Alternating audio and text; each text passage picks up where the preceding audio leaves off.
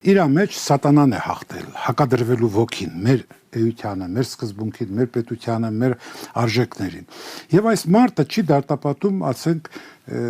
մեր որևէ գործողություն, որ անում են նրանք։ Օրինակ, պատերազմի դաշտում մարդու գլուխ են կտրում։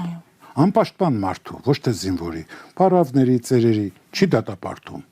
Բայց դրոշի այրելը դատապարտում է, համարում է սադրիչ։ Ադրբեջանը, Հայաստանը համարում է իր սեփականությունը, որևէ արձագանք չկա, չի դատապարտում։ Բայց հայ երիտասարդների բողոքի արտահայտությունը համարում է սադրիչ։ Իսկ դրոշ այրելը, ես նաև ասեմ, որ դրոշ այրելու մեջ առանձնապես մեծ իմաստ չի դրվում, բայց բողոքի, դժգոհության նշան է, եւ աշխարհում մենակ մենք չէ որ անում ենք։ Տեսած կլինեք, հատկապես մերձավոր արևելքում, նաեւ Եվրոպայում, մարդիկ իրենց դժգոհությունը արտահայտում են որևէ պետության դեմ, մի ազգը մյուսի դեմ, դրոշներ այրելով։ Իսրայելական դրոշ են այրում Իրանում, Իսրայելում այրում են իրանական դրոշ, ամերիկյան դրոշ են այրում, չգիտեմ, արաբական մեկ այլ երկրում կամ Իրաքում։ Դա քաղաքական բողոքի ձև է, ինչ-որ առումով։ Սովորական, վաղուց ընդունված քաղաքական բողոքի ձև է, բայց քանի որ այս մարդը քաղաքական մարդ չի,